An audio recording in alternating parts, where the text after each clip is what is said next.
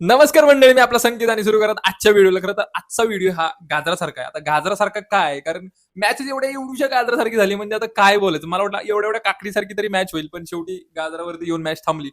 मला वाटलं होतं की डीसी भाई पहिली बॅटिंग करून असली बॅटिंग करेल म्हणजे कायच बोलू.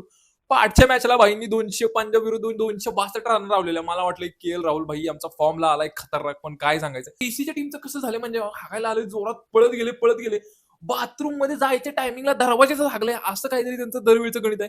तो अक्षर पटेल पण म्हणतो ह्या मॅच मध्ये काय झालं आम्हाला काय घंटा कळणार नाही, आम्ही तुम्हाला काय सांगायचं, असं तो भाई प्रेस कॉन्फरन्स मध्ये म्हटला. म्हणजे मी ह्याला काय बोलू ना.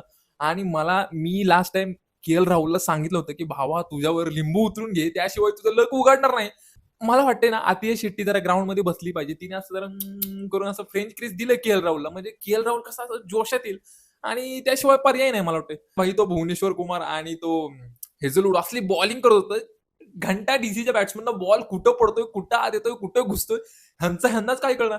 पण आरसीबीच्या गट्ट्या कपाळात आलेल्या, म्हणजे आरसीबी कुठेतरी खुश झालेली. मला वाटलं तर आरसीबी का खुश होते, मला वाटतं ह्यांचा 49चा रेकॉर्ड तुटणार का, असं कुठेतरी आरसीबीला वाटत होतं. पण भाई अशी गाडी ढकलत गेली, 75 वरती जाऊन अडकली आणि आरसीबीच्या सगळ्या आशा पाण्यात बुडवल्या.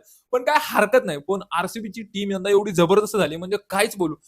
पोरं नाहीत ऐकणार, पोरं राडा करणार, म्हणजे 100% राडा करणार. भाई 8 मॅच पैकी 6 मॅच जिंकल्यात आणि यंदा जर का कोण कप डिफेंड करणार तर ती म्हणजे आरसीबी असं मला वाटतं. कारण भाई असले जबरदस्त खेळायला लागलेत, म्हणजे काय तो भुवनेश्वर काय वाकडा तिकडा हात करून कुठनं बॉल वळवतोय, काय करतोय त्याचं त्यालाच कळण झालंय.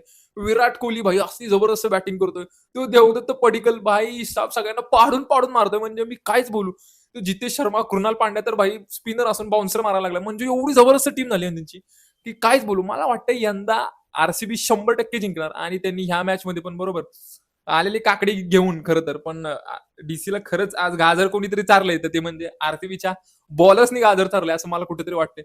भाई यंदा आरसीबी कप जिंकणार का नाही मला तुम्ही कमेंट बॉक्समध्ये सांगा, आणि फॉलो करायला विसरू नका. भेटूया अशाच एका व्हिडिओमध्ये, तोपर्यंत धन्यवाद.